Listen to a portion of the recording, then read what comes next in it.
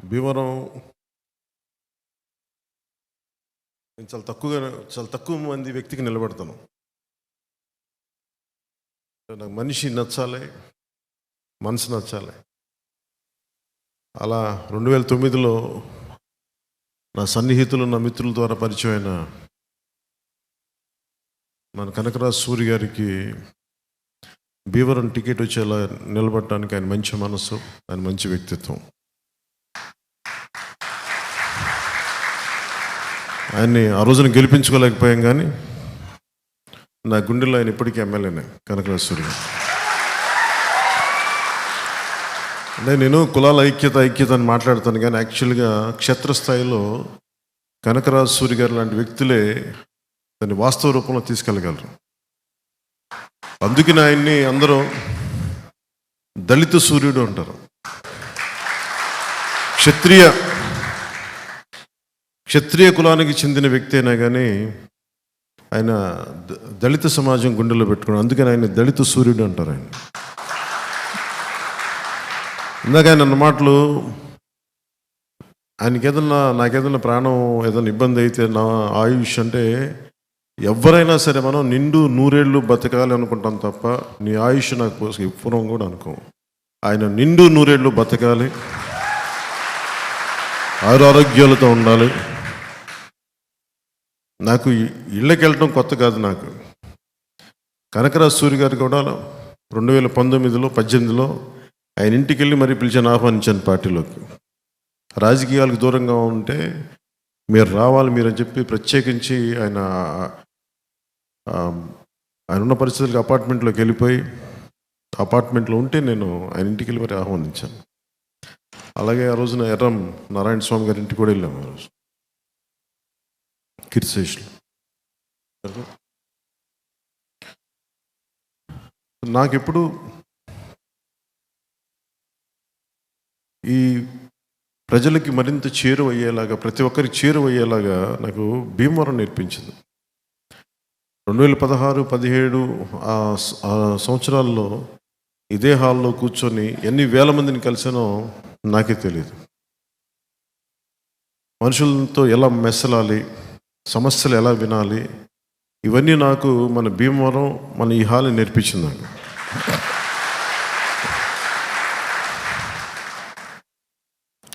అలాగే ఇందాక కనకరాజు సూరి గారు ప్రతిరూపం అని చెప్పి అమరజీవి దగ్గర నుంచి అందరి దగ్గరికి కంపేర్ చేసుకుంటూ వచ్చారు. నాకు భయం వేస్తుంది. అంటే నేను ఎప్పుడు కూడా పెద్దలతో ఎప్పుడు పోల్చుకోను. వాళ్ళు ప్రతిరూపం కాదు మనం. ఆయన పెద్ద మనసు అన్నారు, కానీ నా ఉద్దేశంలో ఏముంటుందంటే వారి భావాలని ఎంతో కొంత తీసుకెళ్ళడానికి ప్రయత్నం అయితే చేస్తాం. పొట్టి శ్రీరాములు గారిని మన ఆంధ్ర ప్రజలు ఇంకా గౌరవించుకోవాల్సిన పరిస్థితి ఉంది. ఇంకా నిజంగా ఆయన గుర్తించలేదా? ఎవరి బలిదానాల మీద ఈ రాష్ట్రం ఏర్పడిందో ఆ వ్యక్తిని ఇంకా మన గుండెల్లో పెట్టుకోలేదు. జనసేన తెలుగుదేశం మన ప్రభుత్వం ఏర్పాటైన వెంటనే ఆయన దివ్య స్మృతి ఒకటి ఏర్పాటు చేయాలి.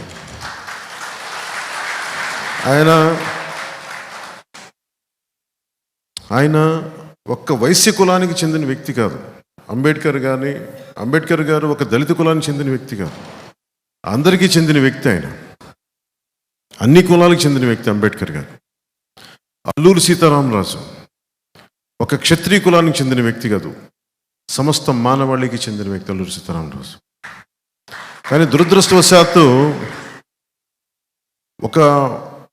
మనం దూరం చేసుకున్నాం ఇలాంటి మహానుభావులందరినీ. ఒక అల్లూరి సీతారామరాజు గారు కానీ, పొట్టి శ్రీరాములు గారు కానీ, ఒక అంబేద్కర్ గారు కానీ, సమస్తం అందరం గుండెలో తీసుకోవాల్సిన వ్యక్తులు. నేను కోరుకుంటుంది కూడా కులాల ఐక్యత చాలా తప్పని పడేవాడిని. ఈ పదవులు, రాజకీయాలు, దీని అంతిమ లక్ష్యం ప్రజలకి మేలు చేయడానికి తప్ప, సమాజంలో సుస్థిరత తీసుకురావడానికి తప్ప, శాంతి సౌభాగ్యాలు నెలకొల్పడానికి తప్ప విడగొట్టడానికి కాదు రాజకీయాలు. నాకు నిజంగా బాధ కలిగింది. వైఎస్ఆర్సీపీ జగన్ మీద నాకు అతను వ్యక్తిగతంగా శత్రువు కాదు అతను నాకు, కానీ అతను చేసే విధానాలు చాలా విచ్ఛిన్నంగా ఉంటాయి. మనం కులాలని కలుపుకుంటా వెళ్దామని ప్రయత్నం చేస్తూ ఉంటే అతని వ్యక్తిగత లబ్ధి కోసం, అధికారం కోసం కులాలని విచ్ఛిన్నం చేసుకోవడానికి వెళ్ళిపోతా ఉన్నాడు ఆ వ్యక్తి. కొన్ని ఉదాహరణలు చెప్తాను. నేను 2014 నుంచి కూడా నేనేం కోరుకున్నా అంటే, తెలంగాణలో అందరినీ ఆంధ్ర వాళ్ళగా తిట్టి పంపించారు. వాళ్ళు అక్కడ కులాలు చూడాల. అలాగే ఇక్కడున్న 23 బీసీ కులాలు తెలంగాణలో తీసేశారు. బీసీ రిజర్వేషన్ స్టేటస్ తీసేశారు తెలంగాణలో. ఒక్క నాయకుడు మాట్లాడే వాళ్ళు ఎవరు లేరు. అలాగే వైసీపీ ఈ నాయకత్వం ఏం చేస్తుంటే, బీసీలకి సీట్లు ఇస్తున్నామని చెప్పి ఒక సాధికారత లేని సీట్లలో కూర్చోబెడుతున్నారు. ఎంపీలుగా కూర్చోబెడుతున్నారు, కార్పొరేషన్ చైర్మన్గా కూర్చోబెడుతున్నారు, ఎమ్మెల్యేలుగా కూర్చోబెడుతున్నారు. కానీ వాళ్ళకి నిర్ణయాలు తీసుకునే హక్కు ఇవ్వట్లేదు. ఇది ఒక సమస్య ఉంది. నేను కోరుకుంటుంది నిజంగా రామ్ మనోహర్ లోహియా గారు ప్రతిపాదించింది, అన్ని వెనకబడ్డ కులాల దగ్గర నుంచి శెట్టి బలిజలు కానీ, గౌడ కులస్తులు కానీ, యాదవ కులస్తులు కానీ, దేవాంగులు, కొప్పిలి వెలములు, కాళింగులు, నగరాలు, తూర్పు కాపులు, వీళ్ళతో పాటు కాపు సామాజిక వర్గంలోని ఒంటరి బలిజ తెగ సమూహాలు, తెగలు, వీళ్ళందరూ కూడా ఎక్కువ సంఖ్యాబలం ఉన్న కులాలు ఇవన్నీ. అందుకే వీళ్ళలో సఖ్యత లేదు. వీళ్ళలో సంఖ్యాబలం ఉన్న కులాల్లో సఖ్యత లేదు, సఖ్యత ఉండదు. ఆ సఖ్యత సాధిస్తేనే తప్ప ఈ కులాలు వైఎస్ జగన్ దగ్గర దేహి అనుకునే పరిస్థితి నుంచి బయటపడతారు. సంఖ్యాబలం ఈ కులాలది, అధికారం జగన్ది. ఈ పరిస్థితి మారాలి, మారుతుంది, మారుస్తాం. శెట్టి బలిజలు కులస్తులు ఎదగడం అంటే, గౌడ కులస్తులు ఎదగడం అంటే, యాదవ కులస్తులు ఎదగడం అంటే మిగతా కులాలు తగ్గడం కాదు. మిగతా కులాలు తగ్గడం కాదు, పై కులాలు తగ్గడం కాదు, ఉచ్చి కులాలు తగ్గడం కాదు. అణగారిన కులాలు ఎదగడం, సాధికారత సంపాదించడం. నేను ఆ దిశగా నేను ఆలోచిస్తూ ఉన్నాను. మత్స్యకార కులాలు, మత్స్యకారులు అనేక తెగలు ఉంటాయి. వాడబలిజులని కానీ, అగ్నికుల క్షత్రియులను కానీ, వీళ్ళందరినీ ఎలా ముందుకు తీసుకెళ్ళాలి? కేవలం కులాల్లోని నాయకులు ఎదగడం కాదు, ఆ కుల సమూహాల్లో ఎక్కువ లబ్ధి పొందాలి. వాటి దిశగా ఎలా అడుగులు వేయాలి? పబ్లిక్ పాలసీలు ఎలాంటి పరిస్థితులు తీసుకురావాలి? నాయకులు చాలామంది కులాలని వాడుకొని ఎదుగుతున్నారు తప్ప కులాలకి నిజంగా ఆ లబ్ధి పొందట్లేదు, చేకూరట్లేదు. ఆ పరిస్థితి మారాలి. ఆ విధంగా ఏ విధంగా నిర్ణయాలు తీసుకుంటే పరిస్థితులు మారుతాయి, అవన్నీ ఆలోచిస్తూ ఉన్నాం.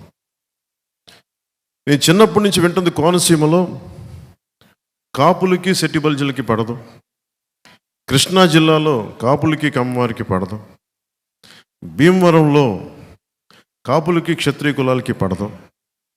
ఇలా ప్రతి చోట చెప్తా ఉంటే నేను వచ్చి సాధించగలిగింది ఏంటంటే, నేను కనకరాజు సూరి గారు ఇలా కూర్చొని నిలబడి ఉంటాం భీమవరం. నేను 2016 నుంచి నేను ఒక సోషల్ ఇంజనీరింగ్ ప్రక్రియ మొదలుపెట్టాను. ఇద్దరు శెట్టి బలిజలకి కాపులకి పడదని ఏంటంటే, అసలు ఎందుకు పడాలి, ఎందుకు ఇబ్బందులు ఉంటాయి వీళ్ళందరికీ ఆలోచించి ఎందుకంటే నాకు ఒక అదృష్టం ఏంటంటే, సినిమాలో ఉండటం వల్ల నాకు అన్ని కులాల్లో అందరు అభిమానులు ఉన్నారు. పచ్చబొట్లు పొడిపించుకునే అభిమానులు, గుండెల్లో పెట్టుకునే అభిమానులు. 2016-17 పోరాట యాత్ర చేస్తున్నప్పుడు పాయకరావుపేటలో నా కోసం తోరణాలు కడతా విద్యుద్ఘాతానికి గురై ఇద్దరు యువకులు చనిపోయారు. నేను పరామర్శకు వారి ఇంటికి వెళ్తే, ఒకరు శెట్టి బలిజ కులానికి చెందిన నా అభిమాని, రజక కులానికి చెందిన అభిమాని. నేను ఇన్ని కులాల అభిమానాన్ని పొందిన వాడిని. నేను పుట్టడానికి కాపు కులంలో పుట్టినప్పటికీ కూడా నేను కేవలం కాపు కులానికే పని చేస్తాను, కాపుల కోసమే పార్టీ నేను పెట్టలేదు. నేను అందరి కోసం పెట్టాను పార్టీ. ఎందుకంటే పొలిటికల్గా నేను రైట్గా మాట్లాడను, ఏది ఆకట్టుకునేలా మాట్లాడను, ఏది సరైందో నేను అదే మాట్లాడతాను. ఒక జబ్బుకి మందు సరిగ్గా మాట్లాడటం, సామాజిక రుగ్మతలకి సరిగ్గా మాట్లాడటం, చెప్పడం. నేను ఆ రోజున కోరుకుంది కోనసీమలో కాపులకి శెట్టి బలిజలకి గొడవలు తగ్గాలని నేను కూర్చొని ఇట్లాగే సోషల్ ఇంజనీరింగ్ అంటే దాని మీద ఒక హెవీగా ఆలోచించకండి. కూర్చొని సమన్వయపరచడం, మాట్లాడటం, మెత్తగా మాట్లాడటం, సమస్యలుంటే బయటికి తీసుకురావడం.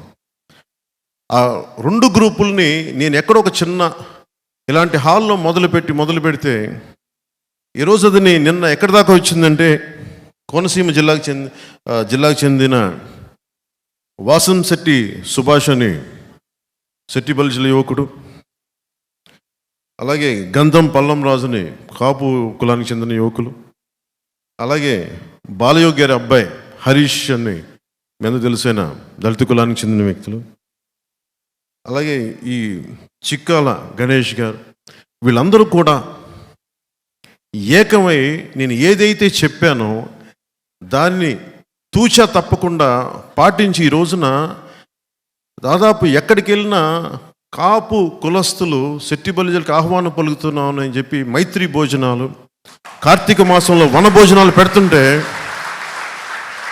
నాకు ఎంత ఆనందం వేసిందంటే వాళ్ళందరినీ చూస్తే. అందుకు నేను హక్కును చేర్చుకున్నాను. భావితరానికి కావాల్సిన నాయకులు కులాలని విడగొట్టేవాళ్ళు కాదు, కులాలని కలుపుకుంటూ మనకి అభివృద్ధి పదం వైపు తీసుకెళ్లేవాళ్ళు. నేను అలాంటి యువకులు ఏ పార్టీలో ఉన్నా నేను గుండెల్లో చేర్చుకోవడానికి, హక్కును చేర్చుకోవడానికి.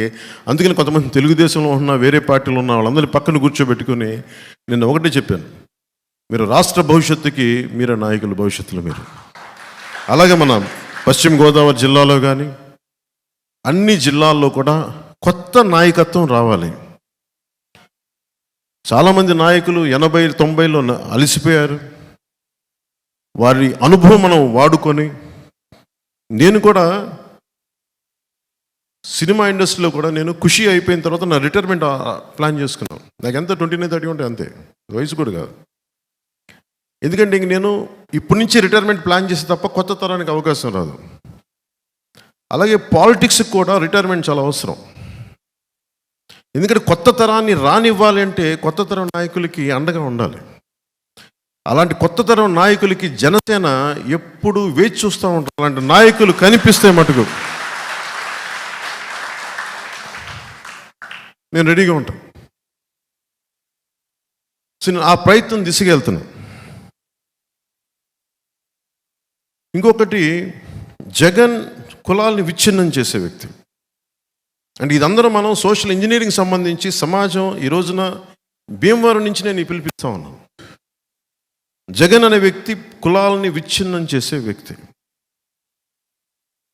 చాలా మెథాడికల్గా 5-10 మంది బీసీ కులస్తులకి ఇచ్చేసి నేను బీసీలకి చేస్తున్నానని ఒక మాయ చెప్తాడు, కానీ వాస్తవానికి జరుగుతుంది మనం గ్రహించాల్సింది మన కళ్ళ ముందే ఉన్నాయి అన్నీ.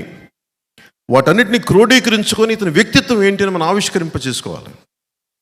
మన నాయకులు కూడా దాని గురించి ఆలోచించాలి. ఉదాహరణకి తూర్పుగోదావరి జిల్లాలో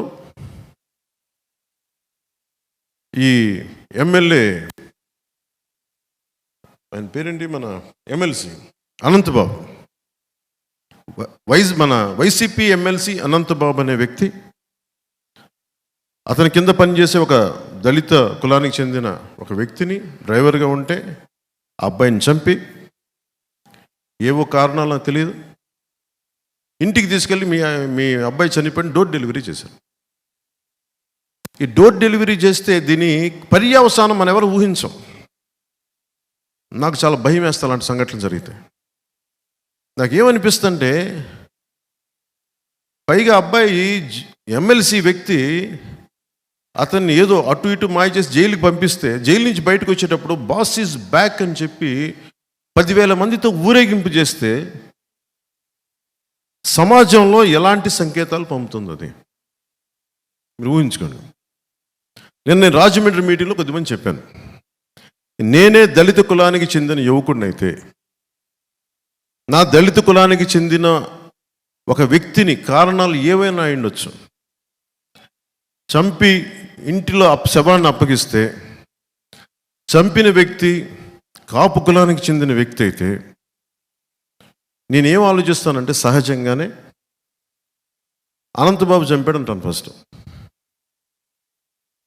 ఎవ్వరికి కూడా ఈ దాంట్లో వైసీపీ ఎమ్మెల్యే చంపాడని మన అంటల, వైసీపీ పార్టీ వాళ్ళు చంపారని మన అంటల. అనంతబాబు చంపాడు. అనంతబాబు ఎవరు? కాపుల కులానికి చెందిన వ్యక్తి. దీనివల్ల ఏం జరుగుద్ది? అసలు కాపు సమాజానికి ఏమాత్రం సంబంధం లేని ఒక సంఘటన అనంతబాబు అనే వ్యక్తి వల్ల దళిత కులానికి తెలియకుండానే కాపుల మీద శత్రుత్వం పెరిగిపోతుంది. పుట్టి పుణ్యానికి ఇందులో ఏ కాపు కులానికి, ఏ కాపు సంఘాల నాయకులకి సంబంధం లేదు. కానీ ద్వేషం మటుకు, వ్యక్తి చేసిన తప్పుకి పక్క కులానికి ద్వేషం పెరిగిపోతుంది. అట్లా గొడవలు వచ్చేస్తాయి. ఇది మారాలి, ఇది మార్చాలి. విశ్వనాథ సత్యనారాయణ గారు చెప్పింది, అన్ని అనర్థాలకి మూలం మానవ ప్రవృత్తి హేతువు కానీ, వాని కులం కానీ, జాతి కానీ, మతం కానీ, ప్రాంతం కానీ కాదు అని ఆయన ప్రత్యేకించి చెప్తారు. అంటే వాడి నేచర్, ఒక వ్యక్తి తాలూకు ఆలోచన విధానం, అది మంచి చెడు నిర్ణయిస్తే తప్ప అతని కులం కానీ, మతం కానీ, జాతి కానీ, ప్రాంతం కానీ కాదు. అనంతబాబు చేసిన ఈ ఒక తప్పు జగన్ ఎలా ప్రేరేపిస్తాడంటే, విడగొడతాడు కులాలు. మీరు కొట్టుకు చావండి. జగన్ ప్లాన్ ఇదే. సెట్టి బల్జులు కాపులు కొట్టుకోవాలి, సెట్టి బల్జులు కాపులు దళితులు కొట్టుకోవాలి, కాపులు క్షత్రియులు సెట్టి బల్జులు కొట్టుకోవాలి. ఇది ఇంతే. విడగొట్టి విడగొట్టి విడగొట్టి సమాజంలో సుస్థిరత లేకుండా చేస్తున్నాడు ఈ వ్యక్తి. దీనిని మనకు, నేను ఈ రోజున ఒక ఎన్నికల కోసం మాట్లాడతాను. 2 నెలల్లో ఎన్నికలు ఉన్నాయి, ఇంకొక 50 రోజులు ఎన్నికలు ఉన్నాయి, నేను అభ్యర్థిగా నిలబడతాను. అసలు వీటి మీద ఏది కాదు నా ఉద్దేశం. నా గెలుపు ఓటంలో నేమో తాకు. డబ్బులు పోయినా, ఉన్నా, పేరు వచ్చినా రాకపోయినా, నేను నిలబడేది సమాజం తాలూకు సుస్థిరత. ఎవరిని గుర్తుపెట్టుకుంటాం ఈ రోజున? ఎవరిని గుర్తుపెట్టుకుంటాం ఈ రోజున? పొట్టి శ్రీరాములు, అమరజీవైన పొట్టి శ్రీరాములు గుర్తుపెట్టుకుంటాం. ఎమ్మెల్యే కాదు, ముఖ్యమంత్రి కాదు. అసలు ఈ నేల ఏర్పడిందంటే అతని బలిదానం. అలాంటి వాడిని గుర్తుపెట్టుకుంటాం తప్ప వందలాది మంది ఎమ్మెల్యేలు వచ్చారు, వెళ్ళిపోయారు. వందలాది మంది ఎమ్మెల్యేలు వచ్చారు, వెళ్ళిపోయారు. ముఖ్యమంత్రులు వచ్చారు, వెళ్ళిపోయారు. గాల్లో కలిసిపోయారు. వాళ్ళు ఎవరు గుర్తులేరు. ఒక పొట్టి శ్రీరాములు గారిని గుండెలో పెట్టుకుంటాం. అంటే ఈ సమాజాన్ని కలిపే వాళ్ళని గుర్తుపెట్టుకుంటాం తప్ప జగన్ ఈరోజు ఉంటాడు, ఇంకొక ఎన్నికలు అయిపోయింది గుర్తు కూడా ఉన్నాడు ఈ వ్యక్తి.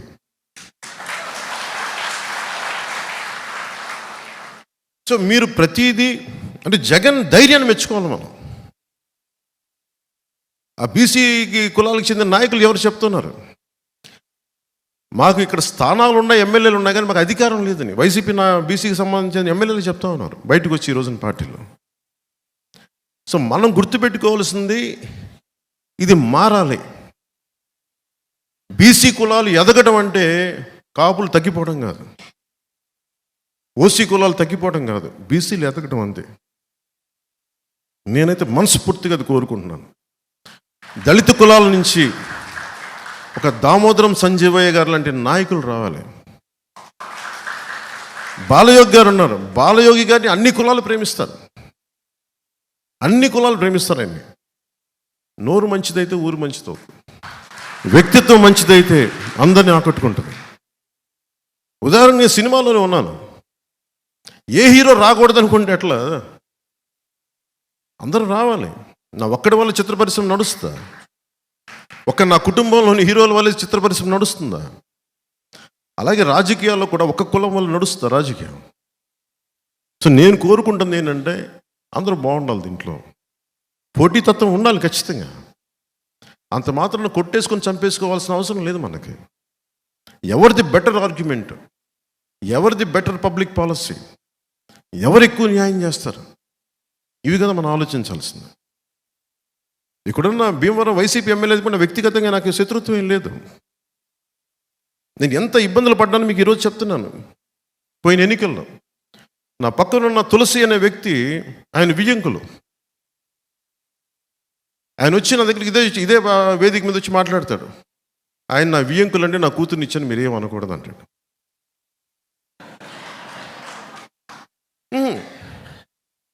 మరి నేను మా అన్నయ్య గారిని విభేదించి మరి వచ్చాను రాజకీయాల్లోకి. మా అన్నయ్య గారు కాంగ్రెస్ నుండి బయటకు వచ్చాను. నేను బంధుత్వం వేరు, రాజకీయం వేరు.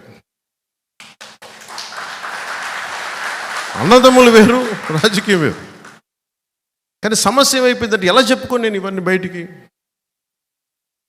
కానీ ఇట్లాగే నన్ను ప్రతిసారి అందరూ ముందర కాళ్ళకి బంధాలు వేసి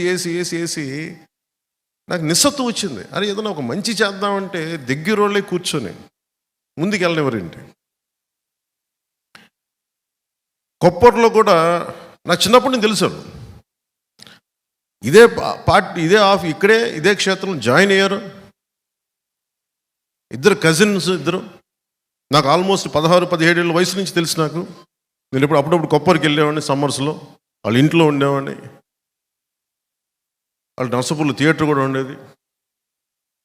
ఆ ఇద్దరు కజిన్స్ మధ్య కూడా ఒకరి మీద ఒకరికి పాపం వైసీపీకి వెళ్ళిపోయాడు ఆయన, మన పార్టీలో జాయిన్ అయ్యి. ఆ అబ్బాయి మన పార్టీలో ఉన్న కజిన్ మీద కేసులు పెట్టేశాడు. అరే అందరు కజిన్సే కదా, మీరు ఇంత SC/ST అట్రాసిటీ కేసు పెట్టేశాడు. ఇద్దరు కాపులే. నాకు అనిపించింది ఇది ఎటు వెళ్తున్నామని. దీనికి ప్రేరణ ఎవరు? మనుషుల్ని విడగొట్టేవాడు జగన్.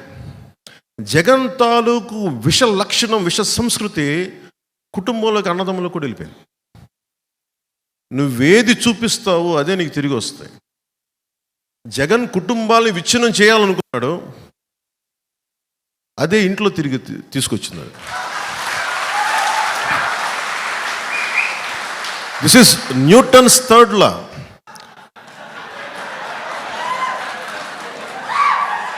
నువ్వేది చెయ్యాలనుకుంటావో చర్యకి ప్రతిచర్య ఉంటుందంట. అదేదో న్యూటన్ అదే spiritual law, not just physical లా.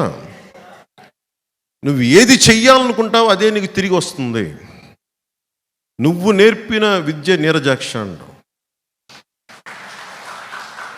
పాపం రాజశేఖర రెడ్డి గారు చాలా కష్టపడి డబ్బులు సంపాదించారు, అన్ని వేల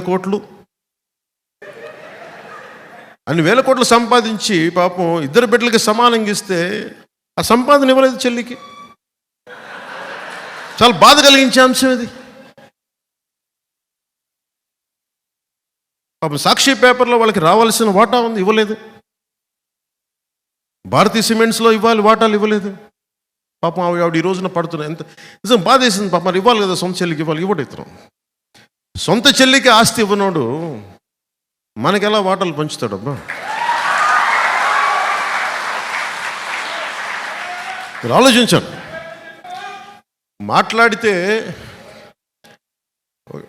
మాట్లాడితే భయపడతా ఉంటారు. నేను రాజకీయాలు వచ్చినప్పుడు నేను ఒకటే అనుకున్నా, నేను మంచి చేయడానికి వచ్చా. చాలామంది పెద్దలను కలుపుకెళ్తా, జ్ఞానుల్ని కలుపుకెళ్తా, మేధావుల దగ్గరికి వచ్చి తల ఉంచుతా, అనుభవజ్ఞుల దగ్గర నా శిరస్సుని వాళ్ళ పాదాల దగ్గర పెడతా.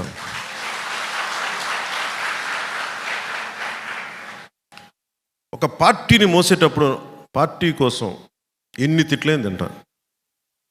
2009లో అప్పుడు పార్టీపై పెట్టిన ప్రసంగంలో ఒక సంఘటన జరిగింది. ఆ సంఘటనలో నా ప్రమేయం లేదు. ఎవరికో సీట్ ఇవ్వాలి కూడా ఇంకొకరికి ఇవ్వలేదు. ఆయన నిరాకరించారు. ఇంకా ఆయన కూర్చోబెట్టి టీవీలో నన్ను తిట్టడానికి సిద్ధంగా, నన్ను కాదు అందరినీ. అసలు నాకు సీట్ల దాంట్లో ప్రమేయం లేదు. ఒక్క కనకరాజుగా సూరి గారి సీటు కోసమే తపన పడ్డా ఆ రోజున. సరే నాకేం అప్పచెప్పారు, ఆయన ఇట్లా మాట్లాడి ఎందుకు చెప్తున్నానంటే పార్టీని ఎలా వెనకేసుకు రావాలనే ఈ ఉద్దేశం చెప్తున్నాను. ఆయన దగ్గరికి వెళ్తే నువ్వేం చెప్పారంటే, ఆయన నీకు తెలుసు కదా, నువ్వు వెళ్ళి ఆయన్ని సముదాయించి ఆయన టీవీలో తిట్టకుండా చూడాలి. నేను వెళ్ళగానే ఆయన హైదరాబాద్లో ఒక అపార్ట్మెంట్ సముదాయం, అప్పుడు నాకు కొద్ది గొప్ప పేరు ఉంది హీరోగా. ఇంకెళ్ళగానే ఆయన తిట్టడం స్టార్ట్ చేశాడు. తిడతా ఉంటే నేను ఎన్ని తిట్లు తిన్నానంటే నా జీవితంలో తిట్లను ఎవరు తిట్టలు, అన్ని బూతులు తిట్టాను. నేను ఇగో చూపించలా, నేను గట్టిగా మాట్లాడచ్చు, నా సంబంధం లేదండి అని అనలా. నా నాయకుడు నాకు ఒక పని చెప్పాడు, అది డ్యామేజ్ జరగకుండా చూడని నేను బాధ్యత తీసుకున్నాను. నేను ఎమ్మెల్యే కాదు, ఎంపీ కాదు, కంటెస్ట్ ఏమీ కాదు. కానీ నేను నా నాయకుడు నమ్మి నా నాయకుడు బాధ్యత తప్పు చెప్తే నేను వెళ్ళి ఆయన ఒకటి చెప్పాను, తప్పు జరిగిందేమో నాకు తెలీదు, ఈ నిర్ణయంలో నా తప్పు లేదు, నా ప్రమేయం లేదు, కానీ వాళ్ళు తీసుకున్న పరిస్థితులు తీసుకున్నారు, అందువల్ల పెద్ద మనసుతోటి మీరు నన్ను క్షమించండి. వాళ్ళందరి తరపున మీ పాదాలు పట్టుకొని భార్యాభర్తలు ఇద్దరికి క్షమాపణలు చెప్పి ఒక 10 నిమిషాలు అలాగే తల ఉంచి కూర్చున్నాను. ఇది ఎందుకు చెప్తానంటే, నేను నాకు బాధ్యతని, ఒక సమస్యని పరిష్కరించడానికి, తగ్గించడానికి నా శిరస్సు తీసుకెళ్ళి పాదాల దగ్గర పెట్టేస్తాను. ఇది నేను ఇంత నమ్ముతాను,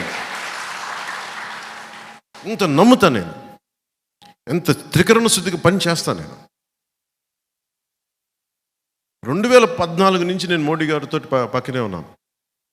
దక్షిణ భారతం నుంచి ఒక్కళ్ళు రాలేదు బయటికి. చాలాసార్లు ఢిల్లీలో కూడా అనేక సందర్భాలు చెప్పాను, నాకు బీజేపీలో ఒక్కళ్ళే తెలుసు, నాకు మోదీ గారు తెలుసు, ఇంకెవరు తెలియదు. మొదట్లో నాకు మొట్టమొదటిగా తెలిసిన నాయకులు బీజేపీలో మోదీ గారు తప్ప నాకు మిగతా వాళ్ళు ఎవరు తెలియదు. నాకు అప్పుడు చెప్పాను, నేను ఏ రోజు కూడా ప్రధానమంత్రి గారు కాకముందు వచ్చినవాడిని, ఆయన భవిష్యత్తు ధృవతార ఆయన భారతదేశానికి, అది గుర్తించి వచ్చినవాడిని. నేను ఆయన్ని వెంట నడుస్తాను. ఆ రోజు దక్షిణ భారతంలో మొట్టమొదటిగా వచ్చింది నేనే. నేను బయటికి వస్తే నన్ను ఇన్ని రకాలుగా వెటకారాలు, తిట్లు తిట్టారు. నన్ను ఛాందసవాద అన్నారు, మతవాద అన్నారు. ఈ రోజున దేశం అంతా నీరాజనాలు పలుకుతూ ఉంటే ఇప్పుడు అందరూ కామ్గా కూర్చున్నారు. అంటే నేను ఎప్పుడు రిస్కులు తీసుకున్నాను, అది నేను చెప్పేది. అంటే నేను ఒక నాయకుడిని నమ్మితే నేను చాలా చిత్తశుద్ధిగా నమ్మేస్తాను. సో అందుకని పార్టీని నడపడం అంటే శాసించడం కాదు, కలుపుకొని తీసుకెళ్ళడం, అందరినీ తగ్గడం, ఆధిపత్యం చెలాయించడం కాదు. పదవి అనేది ఆధిపత్యం చెలాయించడానికి కాదు, అందరినీ సముదాయపరచడానికి, కలిపి మెలిపి తీసుకెళ్ళడానికి, అందరం కలిసి ఒక ఉమ్మడి లక్ష్యాన్ని సాధించడానికి నేను ఆ ప్రయత్నాలు చేస్తూ ఉన్నాను ఈ రోజున.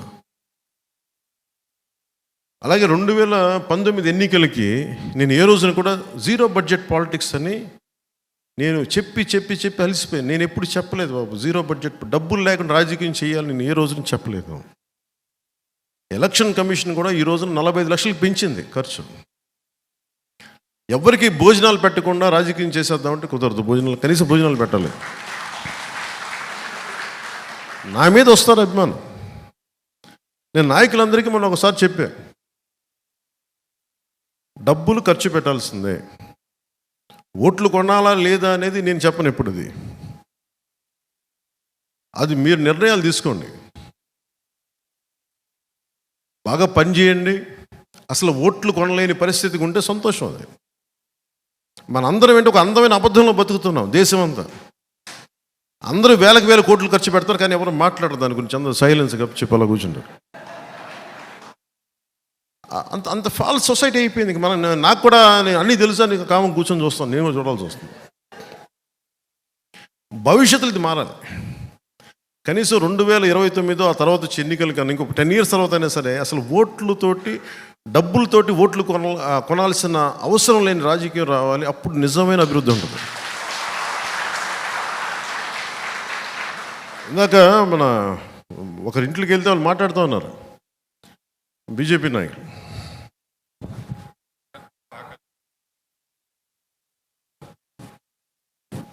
బాగా సత్యనారాయణ గారి ఇంటికి వెళ్తే ఇందాక ఆయన మాట్లాడింది, అప్పులు తెచ్చి మగాడం అంటావు ఏంటి?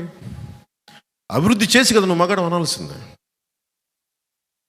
అంటే ఆయన ఏంటి, నేను బటన్లు నొక్కాను. బటన్లు నొక్కటి ఏం, నువ్వు అప్పులు తెచ్చి బటన్లు నొక్కుతున్నావు. అభివృద్ధి చేసే బటన్లు నొక్కు, అప్పుడు కదా నీకు సలాం అంటావు, నీకు అప్పుడు కదా శభాష్ అంటావు నీకు. అంటే వ్యక్తిగతంగా నీకు ఆస్తులు పెరిగిపోతూ ఉన్నాయి. అంటే ఇవన్నీ చూస్తూ ఉంటే మనకి 2 ఉన్నాయి. జనసేన టీడీపీ వస్తే మీకు ఈ పథకాలు ఆపేస్తారని ఉంది. జగన్ ఏం చెప్తున్నాడు మన అసెంబ్లీలో కూడా, భవిష్యత్తులో ఏ ప్రభుత్వం పథకాలు ఆపలేదు, అంత పగడ్బందీగా పథకాలు పెట్టారన్నాడు. దాన్ని బట్టి మీకు అర్థమవుతుంది కదా, మేము వచ్చిన పథకాలు కంటిన్యూ చేస్తామని అతనే చెప్తున్నాడు. అందరికీ చెప్పండి, మనం వచ్చిన పథకాలు ఎలా కంటిన్యూ అవుతాయి, కాకపోతే మేము అభివృద్ధి కూడా చేస్తాం పథకాలతో పాటు. ఇతను అప్పులు తెచ్చి ఫైనల్గా అతను డబ్బునోడు అయిపోతున్నాడు బాగా విపరీతం. చెల్లి కూడా డబ్బులు ఇవ్వట్లేదు పాపం. బాబు తెలంగాణలో ఇబ్బంది పెట్టేసి ఇప్పుడు ఆంధ్రాకు వస్తే ఆంధ్రాలో కూడా ఇబ్బంది పెట్టేస్తున్నాడు. ఇంకో నీచపు లక్షణం వైసీపీ కంటే కూడా జగన్ అనుచర వర్గానికి ఏంటంటే, బాధపడకండి బాబు, మిమ్మల్ని అన్నాను కొంచెం భరించండి నేను చెప్పే మాటలు. టీవీలో ఎవరిని చూస్తుంటే వైసీపీలో వాళ్ళకి చెప్తాను. అంటే నేను రకరకాలుగా సోషల్ మీడియాలో మీరు తిట్టేసి అందరూ వైసీపీ అని చెప్పను, కానీ కొద్దిమంది తిట్టే వైసీపీ నాయకులు ప్రత్యేకంగా చెప్తున్నారు. మీరు నన్ను తిట్టిన ఇలాంటికి భయపడి వెనక్కి వెళ్ళిపోయే వ్యక్తిత్వం నాకు లేదు. One man's courage makes a majority అంటాం. ఒక్కడికి ధైర్యం ఉంటే లక్షలాది మందికి వెన్నెముక నిటారుగా నిల్చుంటాం. సో నేను ఒక్కడి నుంచుంటాను. 2014లో ఒక్కడి నేను నుంచుంటే ఇంతమంది లక్షలాది మంది సైన్యం కదలేరు. ఒక్కడు నుంచొని పార్టీ ఓడిపోయినా నిలబడితేనే పాపం కష్టాల్లో ఉన్న తెలుగుదేశం పార్టీకి ఓడిపోయిన మనం చెయ్యి అందించి పైకి లాగి.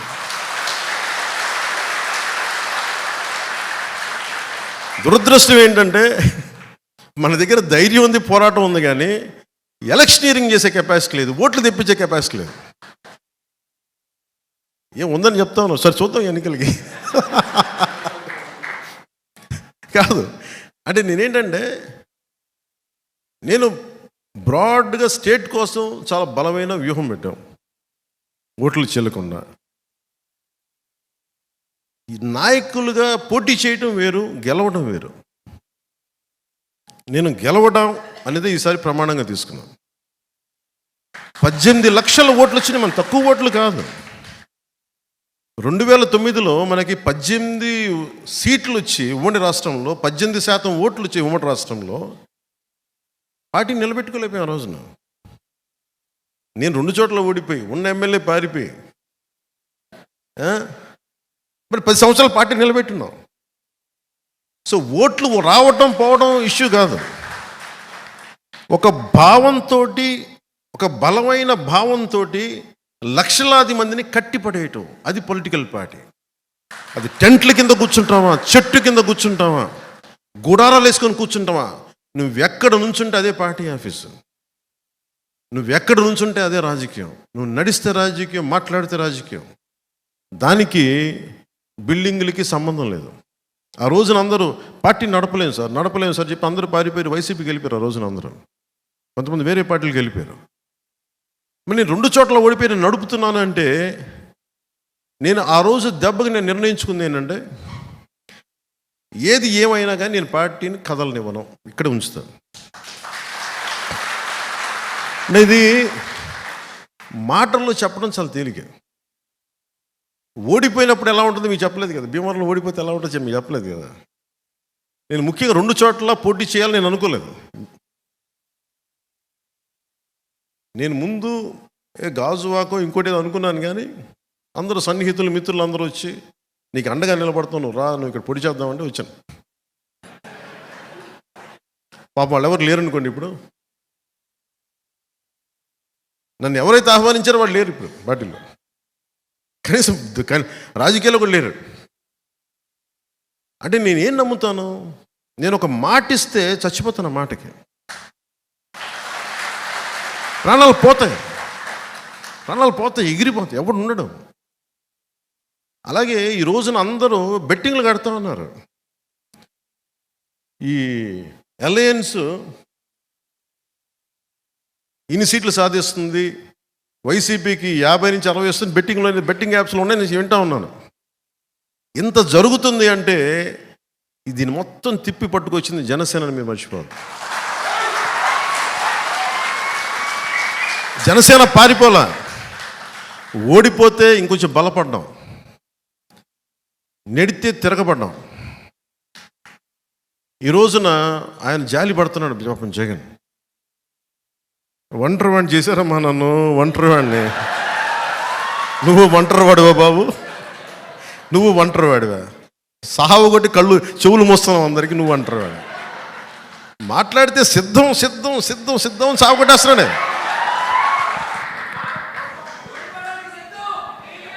అలాగే ఆయన సిద్ధం దేనికో చూద్దాం. నువ్వు సిద్ధం అంటే మేము యుద్ధం అంటాం. కానీ యుద్ధం చేయాల్సినంత గొప్ప కథను మనం నిర్ణయించుకోవాలి. నేను అనుకున్నాను, నాకు అందరూ చెప్పారు, సార్ ఆయన సిద్ధం పోస్టర్లు పెట్టేశారు సార్, మీరు కూడా ఇలా పెట్టి ఇట్లా అనాలి ఇలా అనాలంటే అప్పుడు నేను సినిమాలో కూడా చేయను ఇలాంటి పంచ్ డేలో ఊరికన్నా. అంటే నేను కూర్చోబెట్టి నువ్వు సిద్ధం అంటే అతను వాళ్ళు ఏం ఎక్స్పెక్ట్ చేస్తారు వైసీపీ వాళ్ళు? యుద్ధం, గుర్తుపెట్టుకో. అట్లా నాకు ఎలా ఉంటుందంటే నేను సినిమాలో చెప్పడానికి కూడా ఇబ్బంది పడుతుంది. అది చాలా సిల్లీగా ఉంటుంది నాకు.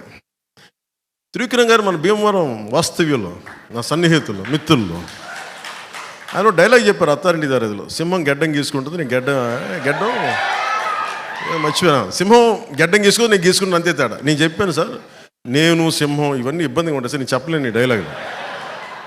ఆయన నా బాధ భరించలేక దాన్ని కామెడీగా చెప్పమన్నాడు. కామెడీగా అయితే పర్లేదు, ఏదో చెప్పుకుంటూ వెళ్ళిపోతామని.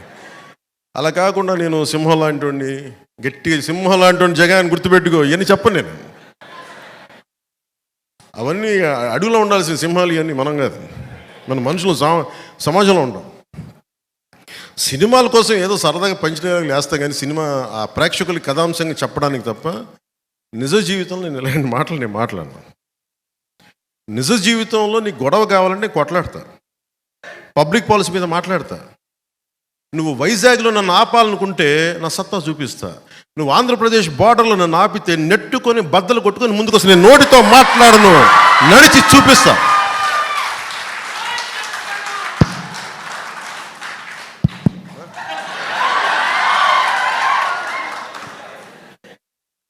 నడిచి చూపిస్తాం. ఇదేంటంటే ఇది వ్యూహం నాకు వదిలేయమని చెప్పాను అందరినీ.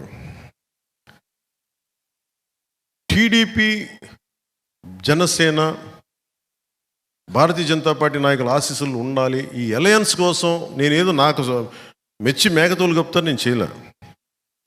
ఆంధ్రప్రదేశ్ అప్పుల్లో కూరుకుపోయిన ఆంధ్రప్రదేశ్కి, అభివృద్ధికి దూరంగా ఉన్న ఆంధ్రప్రదేశ్కి, ఇది ఈ క్రిమినాలిటీ పెరిగిపోయిన ఆంధ్రప్రదేశ్ని రక్షించుకోవాల్సిన అవసరం ఉంది. అందుకని అందరం కలిసి ఓట్లు చెల్లకుండా ఉండాలని చెప్పిన ప్రతిపాదనకి ఎంత నలిగిపోయినో నా ఒకడికి తెలుసు. ఈ రోజున అందరూ ఎమ్మెల్యేలు, ఎంపీలు ఏదన్నా అవుదాం కానీ దాన్ని ఓటు అందరూ బలంగా ఉన్నారు ఈ రోజున. ఈ బలానికి కారణం నేను పడ్డ మామూలు నలుగుడు కాదు. దీనికి ఎన్ని చీవాట్లు తిన్నానో జాతీయ నాయకుల దగ్గర మీకు తెలియదు, అన్ని చీవాట్లు తిన్నాను. నేను ఒకటే 2 చేతులు పెట్టాను, సార్ మా రాష్ట్రం సార్ ప్లీజ్ సార్ ప్లీజ్, ఇంతే దండం పెట్టి ఈ రోజున జరిగింది. నేను ఎప్పుడు జనసేన పార్టీ ప్రయోజనాలు ఆలోచించాల, ఆంధ్రప్రదేశ్ ప్రజల ప్రయోజనాలు, తెలుగు ప్రజల ఐక్యత ఆలోచించాలి. సో దీన్ని దృష్టిలో పెట్టుకొని నాకు మనందరం బాగుండాలి, అలయన్స్ బలంగా నిలబడాలి. మనలో మనకి చిన్న ఇబ్బందులు ఉంటాయి, కొన్ని త్యాగాలు ఉంటాయి, ఇవన్నీ కొన్ని తప్పవు. కానీ త్యాగం చేసిన ప్రతి ఒక్కరికి గుర్తింపు వచ్చేలాగా రేపొద్దున్న ఎంపీటీసీలు కానీ జెడ్పీటీసీలు కానీ స్థానిక ఎన్నికలు ప్రతి దాంట్లో 3వ వంతు జనసేన బలంగా తీసుకునేలాగా నిలబడేలాగా మనం ఓటు ట్రాన్స్ఫర్ కనుక జరిగితే టీడీపీని మనం వదిలేసిన చోట్ల, టీడీపీని నుంచున్న చోట్ల జనసేన ఓటు ట్రాన్స్ఫర్ అయితే మటుకు రేపొద్దున స్థానిక ఎన్నికలకి అదే మీకు బలం అవుతుంది, మర్చిపోకండి. అలాగే 3వ వంతు మహిళలకు కూడా రిజర్వేషన్లు కూడా భవిష్యత్తులో వచ్చే 29లో రాబోతుంది. అది మీరు మహిళా నాయకులు కూడా మీరు ఇప్పటి నుంచి కష్టపడితే అది మీకు కూడా అది బంగారు దారి ఇచ్చినట్టు అవుతుంది. అందుకని మనస్ఫూర్తిగా నాకు ఈ అవకాశాన్ని ఇచ్చిన మా నాయకులందరికీ, ఆడపడుచులందరికీ, మహిళా నాయకురాలందరికీ, ఈరోజు పార్టీలో జాయిన్ అయిన శ్రీ రత్నం గారికి, మరి సతీమణి ఉమాదేవి గారికి, అలాగే మన మల్లాడి రాజేంద్ర ప్రసాద్ గారికి ప్రత్యేకించి నా హృదయపూర్వక ధన్యవాదాలు. ఈ వేదిక పైన ఉన్న మా నాయకులందరికీ కూడా పేరున హృదయపూర్వక ధన్యవాదాలు, నమస్కారాలు. యాక్చువల్లీ ఇది వెంటనే నేను వెళ్ళిపోవాలి ఇవన్నీ కాదు, కానీ నాకు ఒక్కడనే అయిపోయాను.